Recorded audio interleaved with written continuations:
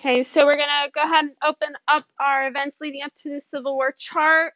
Okay, right? This, as you read this lesson, we're literally at the start, right? The title of this lesson is called "The Nation Divides." It's like we've already seen the division start, like happening between North and South, right? But this is actually where we're literally seeing the nation dividing now into two, right?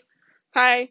And so we have our last two slides to do here. Okay, so pretty much our last event, or two events, I guess, that happened. So let's go ahead and get going with these. Oops. There we go. All right, so John Brown, remember John Brown in Bleeding, Kansas, and that Potawatomi massacre? Okay, he got, escaped from that. They didn't, no one caught, he didn't catch him.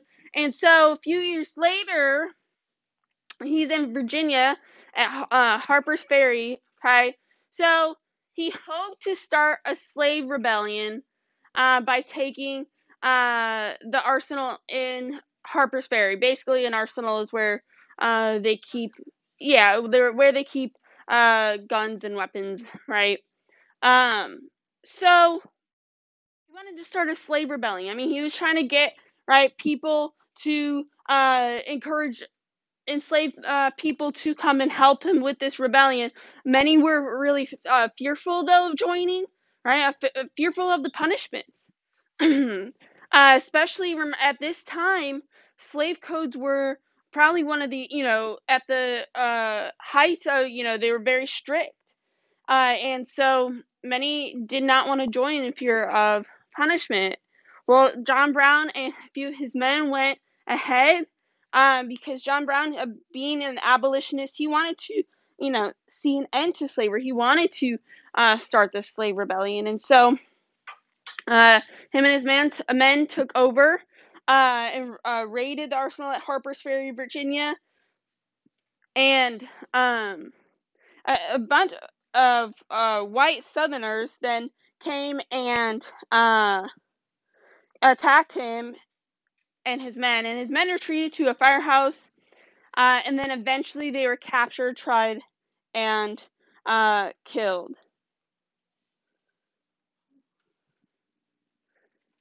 A lot of the North, many mourned his death. Many were like they saw him as kind of a hero. Like, right, you're trying to start a slave rebellion. You're trying to do what's good. Now, some of them though did criticize his actions as for the treason, as for the right bloodshed and violence. Like even Abraham Lincoln, as you read, was saying, uh, yes, we need to stop the spread of slavery, but there shouldn't be violence. Again, remember Lincoln yesterday, he's kind of playing that middle ground. He thinks there should be a stop to slavery, but there also shouldn't be this violence and division. The South, on the other hand, many feared kind of a second attack, and they felt that the only way the South would be safe from such actions would be to secede. They are kind of seeing this as another attack on slavery. And so they're, again, another event here, right? So the South is kind of saying, maybe it's better if we secede.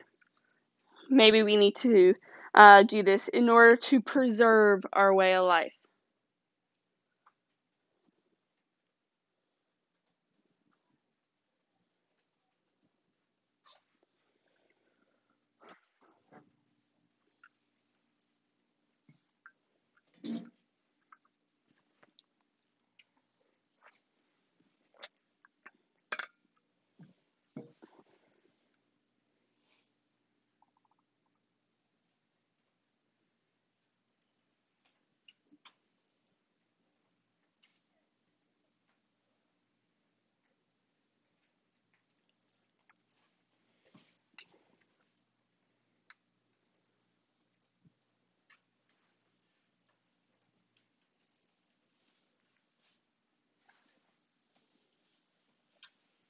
All right, we good?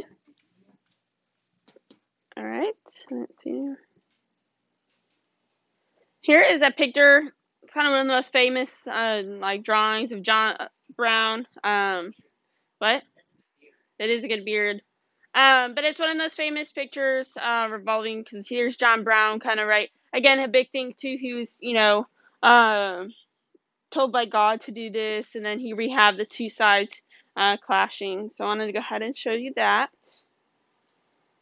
All right, election of 1860. So we have a presidential election, even in the midst of all this division, in the midst of all this chaos, and it is probably one of the most, I don't know, crazy is the right word. It is definitely the most like wild like election. It was just all over that we'll see. So obviously 1860 it happened. Okay.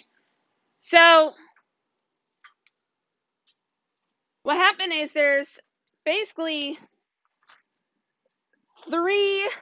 four parties. Okay, what happened is the Democratic Party, they were split between Northern Democrats and Southern Democrats. So the Democratic Party split. Okay, so they have a northern candidate. Their northern candidate is Stephen Douglas. Okay, and then their southern candidate is Breckinridge, John C. Breckinridge. And then we have the Republican Party being Abraham Lincoln. Okay, and then a new constitutional Union Party, which they chose John Bell. Okay, so it's four people running in this race. So a lot of different things. And so Stephen Douglas, he remember, he's the one who popular sovereignty, letting the people vote in the territories. Lincoln wanted to stop the spread of slavery, but his kind of big stance was, he's like, we'll let slavery be where it is, though. I just want to see the end to stop the spread of it. But where it is now can stay. And then John C. Breckinridge, bringing the South. He's from the South. He wants it to, spread and, of course, keep where it is.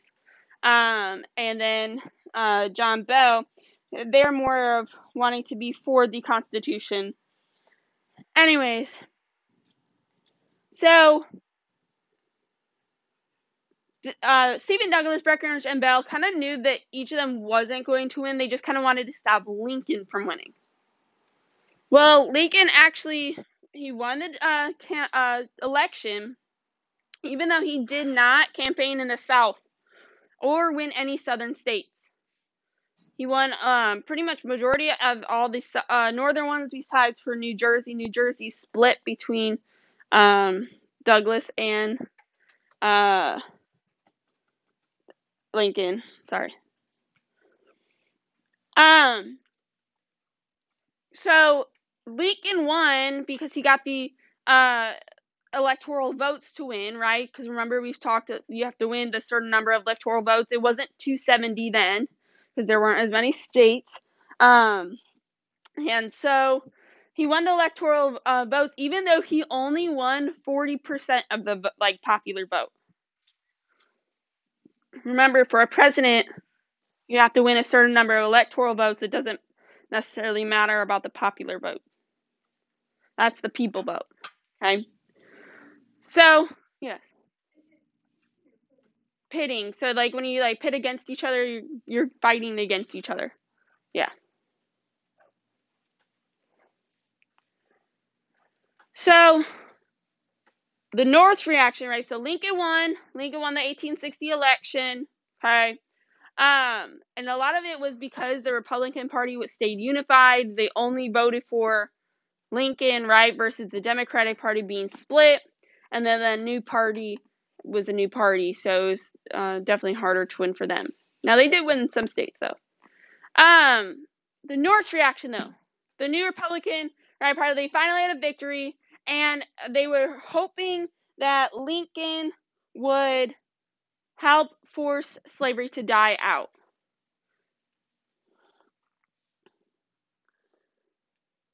South, on the other hand, okay. So North, the Republican Party is very happy.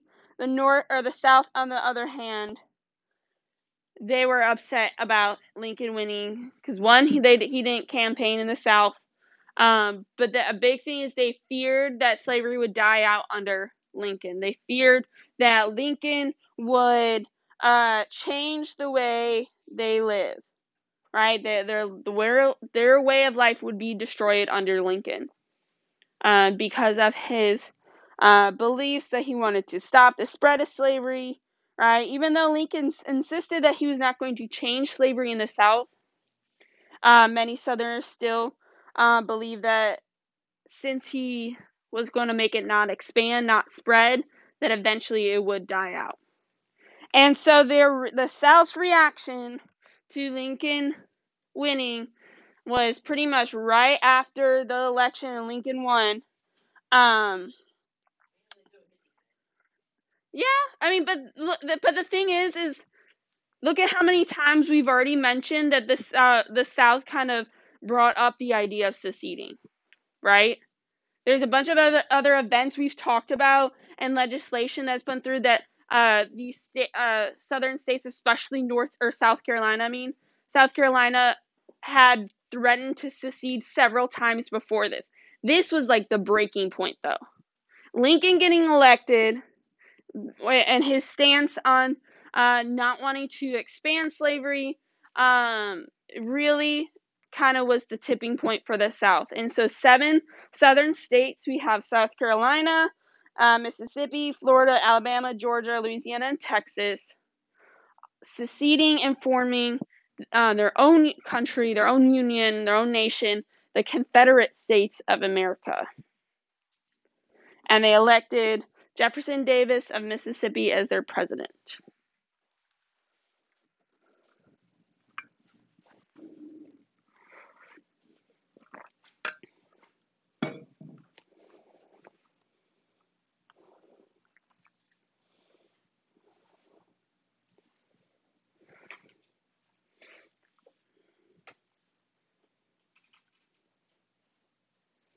So when you get done, I want to show you the map of this election on the next slide, but when you're done typing, you're submitting this in part 4 as a PDF.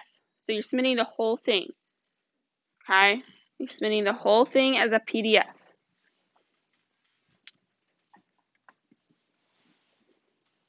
We should all know by now how to submit as a PDF, correct?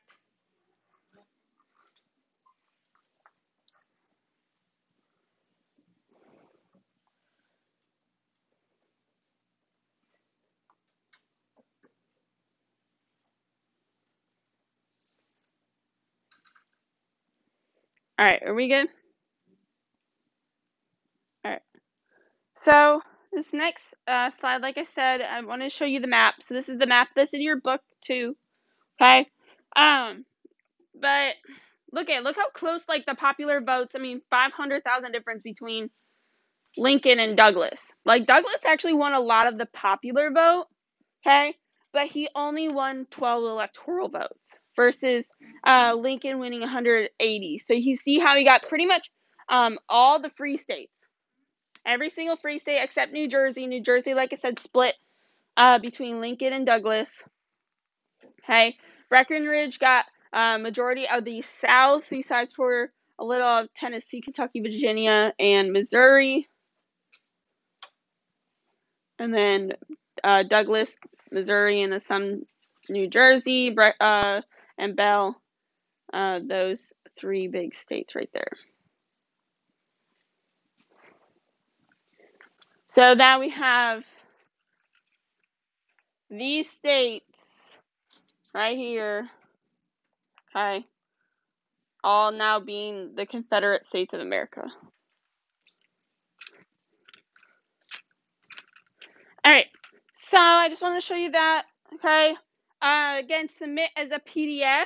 So the third thing that's in the folder is a review. So use your chart, okay, to do this review. Look at the point values, please.